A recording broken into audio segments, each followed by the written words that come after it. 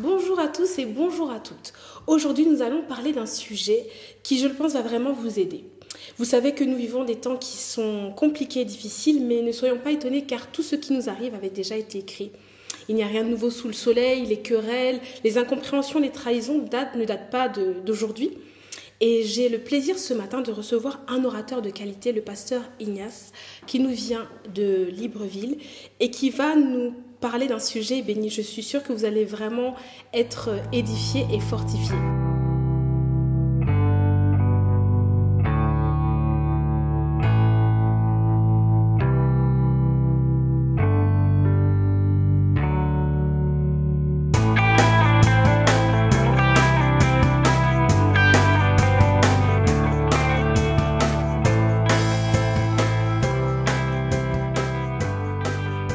Bonjour, pasteur Ignace.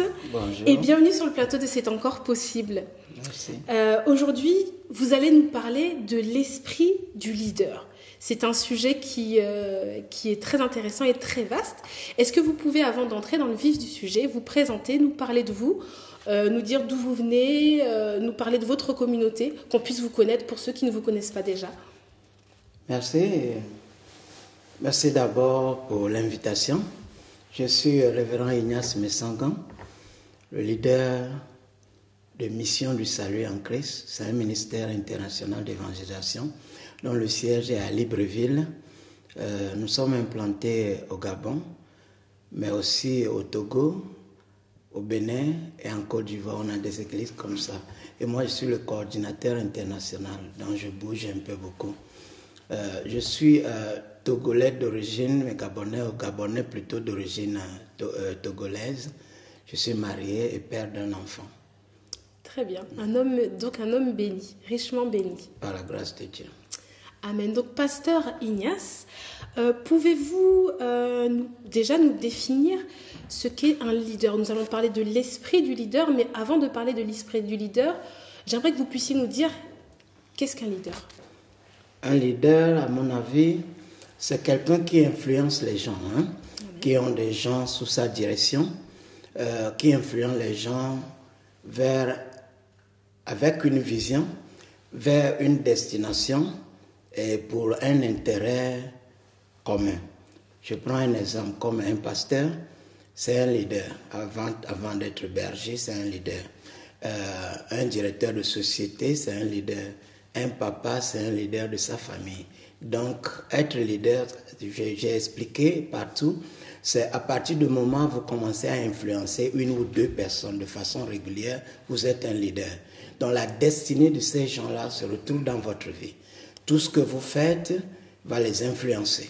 Si vous les influencez négativement, vous allez rendre compte à Dieu d'avoir détruit la vie humaine. Si vous les influencez positivement, à la fin, ils vous seront très reconnaissants de les avoir orientés dans leur vie. Une vie sans le leadership, c'est une vie exposée à la destruction. Il y a beaucoup de gens qui ont échoué dans la vie parce qu'ils n'ont jamais eu l'occasion de suivre un leader. Je peux prendre l'exemple dans la Bible comme Moïse était un leader pour le peuple. Il les avait dirigés, son objectif c'était de les prendre en Égypte et les amener à la terre promise. C'était ça la vision. Donc un leader, si vous voulez, c'est un visionnaire, et qui influence les gens avec sa vision. On ne peut jamais être un leader sans vision. On ne peut jamais avoir la vision sans être un leader. Les deux vont ensemble. Et c'est à peu près ce que je peux dire sur le leadership. Donc quand Dieu donne la direction, il donne forcément la vision. Oui, Dieu n'a jamais appelé un comité. La Bible dit Dieu a tellement aimé le monde qu'il a envoyé son Fils unique. Jésus était le plus grand visionnaire. Et il était venu, lui seul avait la pensée de Dieu pour amener le royaume de Dieu au milieu des hommes. Personne ne comprenait ça avant. Et il a pris le temps pour choisir les gens. Voilà, il a été envoyé seul. Et quand il a fait son baptême, le Saint-Esprit est descendu sur lui. Il était parti à la recherche des hommes avec lesquels il pouvait partager sa vision. Et c'est ce qu'il a fait. Et il disait toujours, je bâtirai mon église, je bâtirai mon église. L'expression future, je bâtirai mon église. Et cette église n'a jamais vu le jour quand lui-même était là.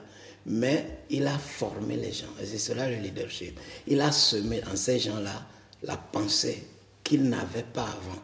C'est pour cela que le jour de Pentecôte, il leur a manqué, ils n'ont pas manqué plutôt ce qu'ils devaient dire. Pierre est allé directement au but et ce jour-là, l'église en question a vu le jour. Donc, être un leader, c'est d'avoir une vision précise avec laquelle on influence les gens qu'on a. Amen. Donc, un leader voit loin, un leader voit dans le futur. Oui, la vision, une vision tend toujours vers l'avenir, comme la foi. La foi regarde devant, jamais le passé. Amen. Et même si le leader commet erreur, il doit se lever vite pour se corriger parce que la victoire n'est jamais derrière mais devant.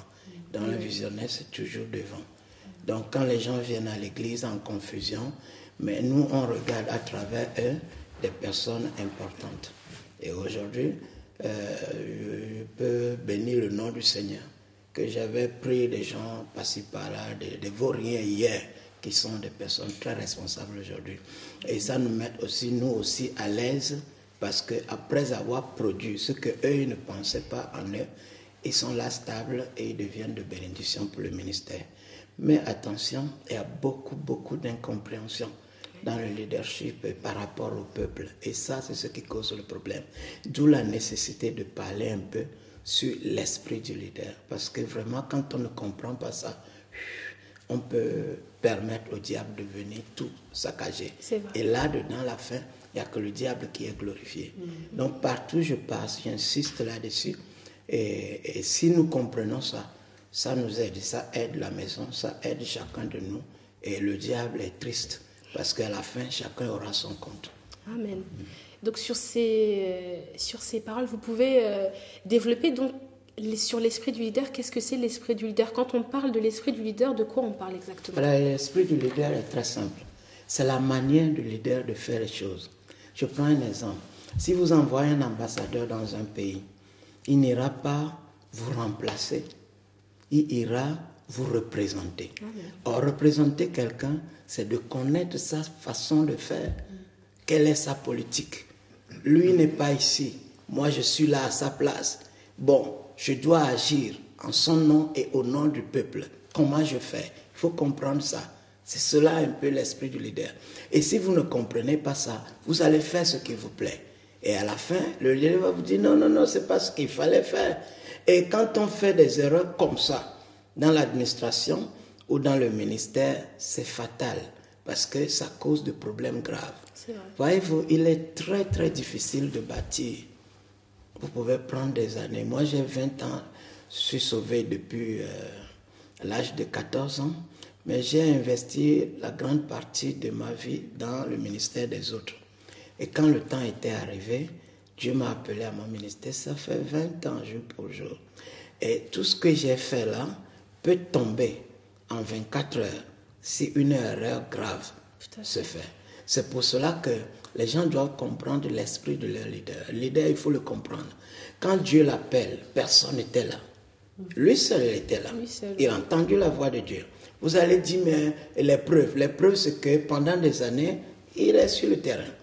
Tout ce que Dieu ne soutient pas ne peut pas aller au-delà de 3 ans.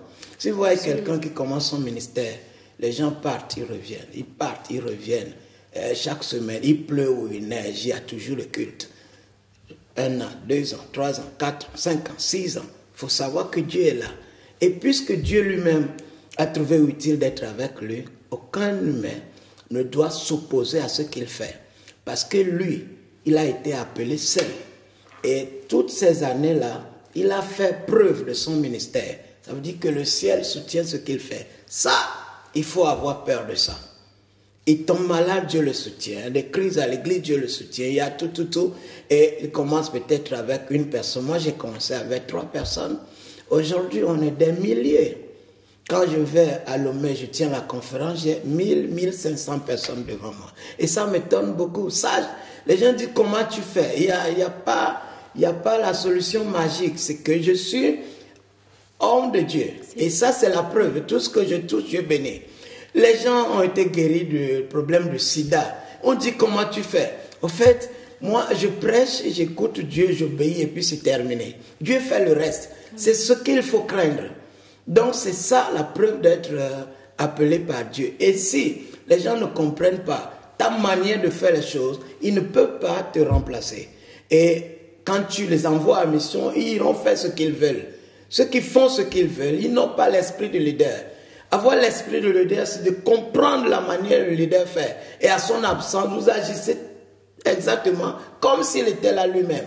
Et c'est ça l'esprit de leader. Ceux qui n'ont pas ça, ils auront des problèmes avec leur papa. Parce qu'on peut avoir plusieurs enseignants, mais pas deux pères.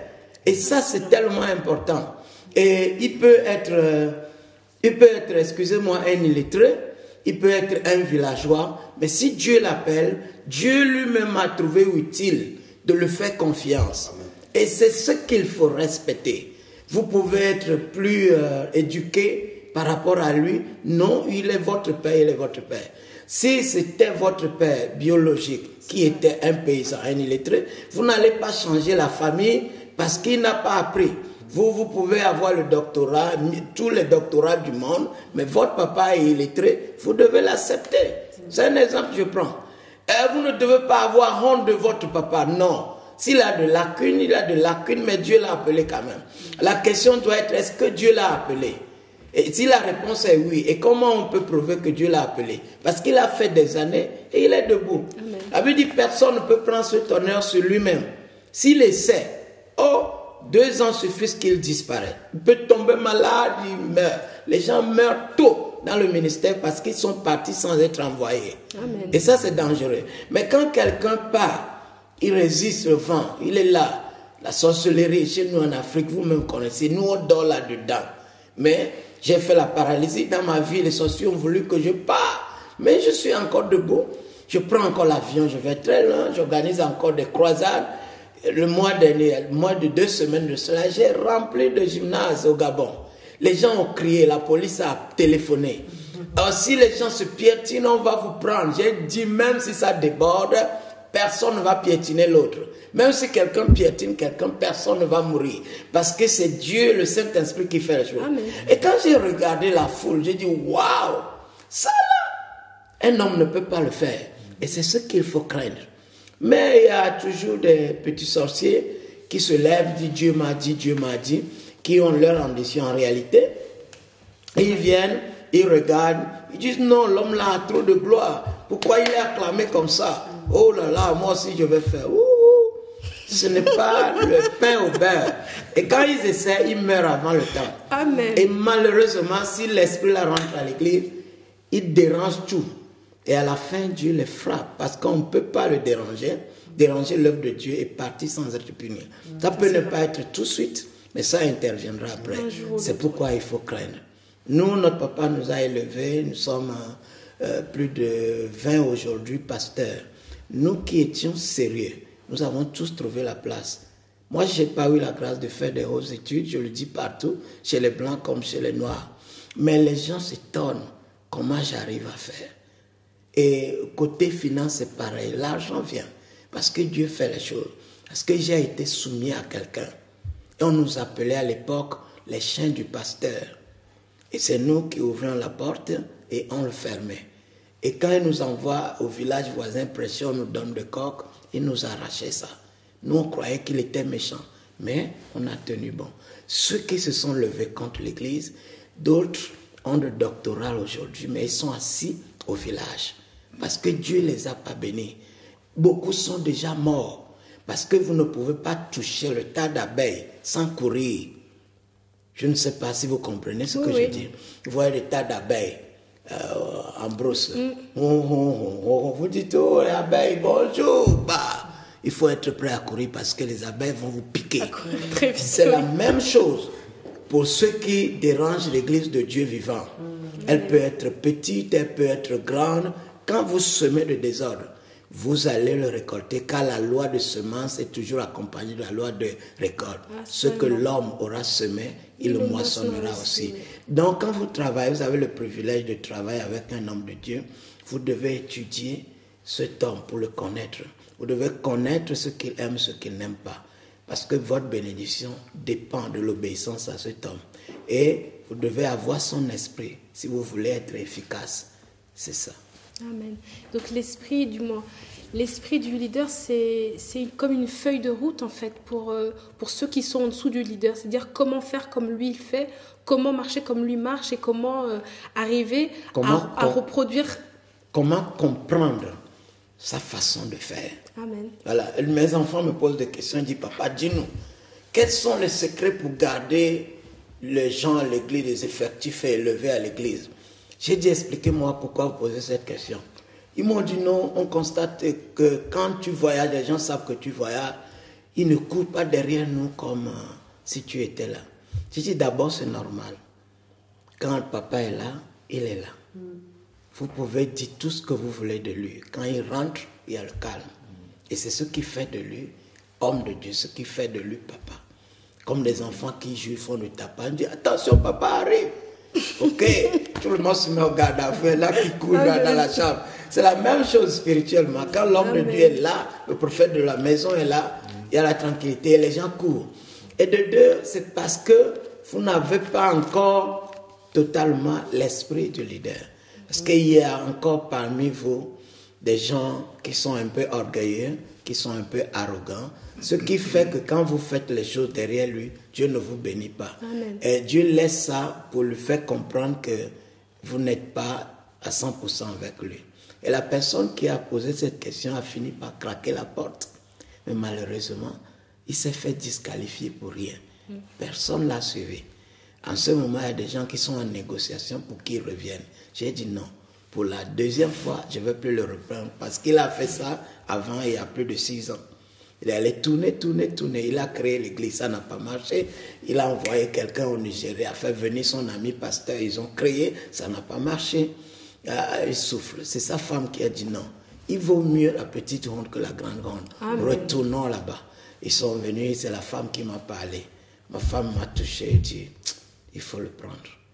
J'ai dit, attention, je te prends, mais... Et finalement, il est tombé encore. Parce que son problème, c'est quoi? C'est l'argent. L'argent. Or, un visionnaire, lui, ne fait pas l'église à cause de l'argent. Et moi, quand Dieu m'appelait, j'ai hésité longtemps. Mais quand j'ai accepté de rentrer, je ne m'étais jamais posé la question combien me reviendra à la fin de l'année. Et non. Amen.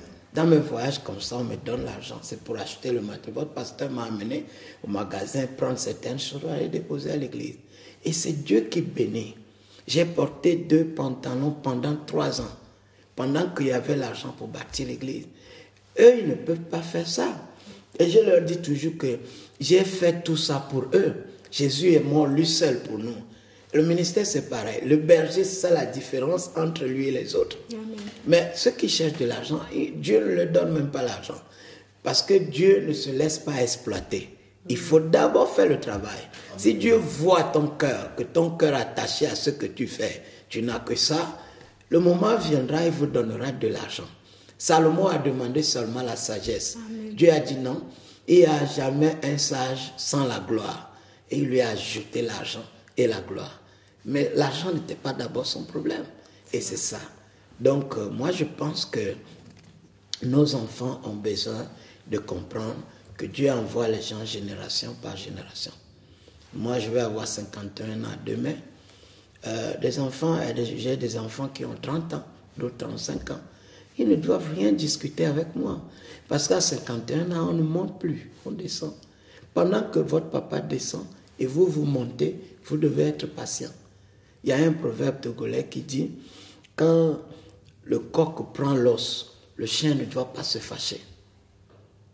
Vous ne comprenez pas ce que ça veut dire? Non. Ça veut dire que le coq ne va pas réussir à casser l'os. Oui, c'est vrai. Il va seulement toucher et sera fatigué. Mais qu'est-ce qui casse l'os? C'est le chien. Amen. Voilà. Si le chien se fâche, il pleure, il se suicide parce que le coq a pris l'os, il va se suicider pour rien. Amen. Alors que le coq, quand votre papa, lui, il descend déjà, soyez patient. Amen. Au moment viendra, il lui manquera de force physique. Il sera obligé de s'appuyer sur vous. Pendant ce temps, ceux qui sont honnêtes, Dieu les place. Amen. Josué n'a jamais discuté la place avec Moïse. Et personne, Dieu n'avait jamais écrit une lettre pour dire, telle année, tu vas prendre la place de Moïse, non. Donc, laissons le temps au temps. Et quand les choses vont de cette façon, l'Église de Dieu grandit, se multiplie. Le temps viendra où le pasteur aura besoin de tout le monde. Je vais envoyer quelqu'un, je ne sais pas, connaître pas trop vos villes, à Marseille. On doit envoyer un missionnaire à Bordeaux. On doit envoyer un missionnaire en Belgique. Et vous allez voir l'œuvre à ce papier. Amen. Et chacun trouvera sa place. Amen. Mais quand on discute déjà les miettes, c'est à cause de l'argent que ceux qui causent des problèmes causent de l'argent. Mais finalement, ils sont déçus parce qu'ils ne trouvent pas. Parce que le leader, lui, peut prouver déjà que non, Dieu m'a appelé, Dieu m'a soutenu pendant des années. Mais ceux qui... Ils ont deux mots. Les rebelles ont souvent deux mots importants. Normalement, ça c'est le premier mot. Normalement, les choses ne doivent pas être comme ça. Et vous savez, normalement. Le deuxième mot, c'est en principe. En principe, je pense que quand vous entendez les gens prononcer des choses comme ça, ils ont leur vision, ils ont leur ambition. Ils cherchent des gens, ils font ces critiques-là, ils cherchent des gens à les soutenir. Quand vous entendez ça, il faut fuir. C'est des gens qui vont vous amener nulle part. Donc le visionnaire, lui, il est déjà là. Sa vision peut être grande, peut être petite, mais pendant des années, Dieu prouve quand même à travers lui qu'il l'a appelé. Et voilà ce qui est important. Maintenant, l'exemple que je peux prendre très facilement dans la Bible, c'est Moïse. Moïse, quand il était là en train de diriger le peuple, la Bible dit que son beau-père l'a rendu visite. Oui. De matin jusqu'au soir, il n'avait pas le temps pour le recevoir. Ce monsieur a dit, oh, Moïse qui était avec moi, qui est devenu maintenant comme ça, je suis là, il ne peut même pas me recevoir. Il lui a apporté des conseils. Si vous permettez, on peut lire. Dans Exode chapitre 18, regardez le conseil qu'il a donné à Moïse, qui étaient des conseils précieux. Amen. Mais l'esprit du leader manquait. On va aller. Si nous lisons à partir de 18, Exode 18, il est écrit. Tu t'épuiseras toi-même et tu épuiseras ce peuple qui est avec toi, car la chose est au-dessus de tes forces.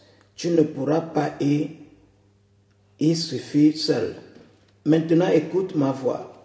Je vais te donner un conseil et que Dieu soit avec toi. Sois l'interprète du peuple auprès de Dieu et porte les affaires devant Dieu. Verset 20 dit ceci. Enseigne-leur les ordonnances et les lois et fais-leur connaître le chemin qu'ils doivent suivre et ce qu'ils doivent faire. Choisis parmi tout le peuple des hommes capables, craignant Dieu, des hommes intègres, ennemis de la cupidité, établis-les sur eux comme chefs de 1000, chefs de 100, chefs de 50 et chefs de 10. Qu'ils jugent le peuple en tout temps, qu'ils portent devant toi toutes les affaires importantes et qu'ils prononcent eux-mêmes sur les petites causes. Allège ta charge et qu'ils la portent avec toi. Ok? Amen. Ah, ça c'est ce qu'on peut appeler dans le terme administratif la décentralisation. Bon, une seule personne fait, c'est trop. Par exemple, vous venez à l'église, c'est le pasteur qui vient balayer, c'est lui qui ouvre la prière, c'est lui qui chante, c'est lui qui prêche. Ça, personne ne peut le faire, n'est-ce pas? Amen. C'est bien. Et le conseil était précieux. Et Moïse a fait exactement ça. Mais seulement, il n'a pas eu le succès. Donc, travailler avec un leader sans avoir son esprit, non. Impossible. Tu vas essayer de faire à ta manière, mais ta manière n'est pas la manière du leader. Amen. Dieu, en parlant du tabernacle à Moïse, dit, tu feras le tabernacle selon le plan que je t'ai montré. Amen. Ça, c'est très important. Moïse, combien était avec lui quand il a vu le plan? Lui seul. Il n'y avait même pas une demi-personne avec lui. Mais comment vous pouvez aider celui-là à réaliser le plan sans l'écouter? C'est vrai. Et ça, c'est ça une vision. Nous, en principe, moi j'ai le doctorat en ceci, ça n'a rien à voir. Ça n'a rien à voir. Donc on a besoin d'être soumis pour dire non papa, comment je fais ça? Parfois quand on donne une responsabilité à un membre, s'il veut réussir, qu'il cherche le temps pour aller voir son papa tête à tête. Cette responsabilité, tu me donnes. Tu veux quoi? Tu attends quoi exactement de moi? Même s'il a étudié un truc comme ça à l'école. Parce que à l'église, c'est l'Esprit de Dieu qui fait l'affaire. La manière de Dieu n'a jamais été la manière des hommes. Mais il y a des gens qui disent non, puisque c'est mon domaine, non. Même pour transporter les hommes de Dieu, comme Laurie fait. Merci d'ailleurs. Mais elle le fait tellement bien, ne blesse pas les gens, elle est calme, elle est tranquille. Il faut avoir un cœur pour faire ça. Il y a des gens que vous pouvez envoyer en 5 minutes avec l'homme de Dieu, il est déjà frustré dans son cœur. Prochainement, je dis, pasteur, s'il te plaît, si tu ne peux pas envoyer quelqu'un d'autre, l'enfant là, je ne veux pas. Mais moi, quand j'appelle, je demande toujours d'après le couple là, parce que c'est pas seulement qu'ils connaissent conduire, mais il y a quand même le comportement à adopter. Et ça, c'est très important. Donc les gens là ont pris leurs responsabilités, mais comme c'est un homme qui avait conseillé, Moïse a fait, mais il n'a pas eu de résultat. Et pourquoi? Comment il n'a pas eu de résultat? Parce que dans Nombre, chapitre 11 déjà, il a demandé la mort. Or, la raison pour laquelle il a fait la décentralisation, c'était pour faire marcher le travail. Amen. Mais Nombre 11 déjà, il a dit, Seigneur, la seule faveur que tu peux me faire, c'est de me tuer. Ce n'est pas moi qui ai donné naissance à ce peuple. Amen. Tout le monde crie, il y a des problèmes. Mais où sont les administrateurs là qui ont été nommés? Ils étaient parmi les murmureurs. Oui. Ils ont incité le peuple à murmurer. Et ça, c'était pas ce qu'on les avait dit de faire. Au point où l'homme de Dieu est parti au lit sans dormir. Si tu es un enfant à l'église, à cause de toi, ton papa ne peut pas dormir, mais tu es maudit. Même s'il ne dit rien. Nous qui avons le sang chaud, nous on règle le problème là très rapidement. Mais quelqu'un comme votre papa, oh là là, moi je ne vais pas prier avant de réagir. Ma réaction c'est comme Pierre. Vous savez, Pierre et Anania, ils n'ont pas dialogué. Pierre a dit, mais comment tu as pu mentir au Saint-Esprit? Ah, donc écoute, ce n'est pas un homme que tu as parlé. Anania savait qu'il n'avait pas affaire à un homme. Amen. Mais Pierre n'avait pas besoin de lui rappeler. Comme il a été dur, boum, le gars est tombé, il est mort. Comme si il pouvait dire, oh, comment, oh, il est mort. Sa femme est arrivée. Même chose. Même traitement, même. Est-ce que, madame, c'est ça le prix? Oui, il dit, ah, ceux qui ont enterré ton mari sont déjà à la porte, ils vont te prendre. Boum. Mais honnêtement, si c'était Jean ou un des apôtres, ça ne se passerait pas comme ça. Vous voyez ce que j'appelle l'esprit de leader maintenant. Il est comme il est. Et Dieu l'a pris. Il y a des choses que Dieu donne, il ne donne pas de détails. C'est à l'homme de Dieu de décider comment faire. Et la Bible dit, tout ce que vous lierez sur la terre sera lié au ciel. Et ça, c'est ce qu'il faut craindre. Il n'est pas un homme comme les autres. On l'appelle homme de Dieu. Ah, c'est ça ce qu'il faut craindre. Et dans le tabernacle, Dieu indique l'homme de Dieu comment. C'est un bois, mais façonné de l'or. Quand vous regardez derrière, l'or là, c'est la gloire. Voilà. Quand j'ai pris la parole devant plus de 5000 personnes le soir là, j'étais fier d'être pasteur. Et mon langage était clair. J'étais content d'organiser le programme. On a prié, on a investi, le résultat était là. Le sol était plein, les gradins pour devant, derrière, côté. J'ai dit amen, les gens crient amen. J'ai dit waouh. Dans mon cœur, j'ai dit waouh, je te servirai toujours. Ça c'est quoi? C'est la preuve que Dieu était avec moi. C'est ce qu'il faut craindre. Bon, je peux défier quiconque de se lever, louer aussi la salle et dire voilà, terme, tout est possible à celui qui croit. Venez, moi tel. Personne ne viendra. C'est ça la différence entre homme de Dieu. Donc dedans, ce n'est qu'un bois. Mais dehors, il y a la gloire. Et c'est ce qu'il faut craindre. Et Dieu a dit, ne touchez pas à mes oins, ne faites pas de mal à mes prophètes. L'or là dehors, c'est ça l'onction. Son onction. S'il peut dire à un malade, sois guéri, et le malade est guéri, vous pensez que c'est lui qui fait ça? Non, c'est Dieu qui fait. Et c'est ce qu'il faut craindre. Quand il dit, hey, tu es maudit, Dieu va te maudire aussi. Et c'est ça. Pierre a été dur. Ça, c'est lui, son esprit. Vous savez, quand les gens étaient venus arrêter Jésus, il a coupé l'oreille à quelqu'un. Après, il a dit, Seigneur, si les autres vont t'abandonner, moi jamais. Le Seigneur a dit, non, là, tu parles trop vite. Avant que le coq ne chante, tu vas me trahir. Et ça, j'ai un message sur ça, le point de demi-tour. Premièrement, le coq a chanté. Premièrement, quelqu'un a dit, tu fais partie de ce. Il dit, non. Il a menti. Deuxième fois, il a menti. Troisième fois, Ils se sont vus seulement sans parler, mais le message était compris. Il est allé se repentir. Ça veut dire quoi? Il avait le désir, mais il n'avait pas le pouvoir. Mais ce qui était intéressant, c'est que pendant que tout le monde avait fui, il était le seul qui accompagnait Jésus pour voir ce qu'il arriverait.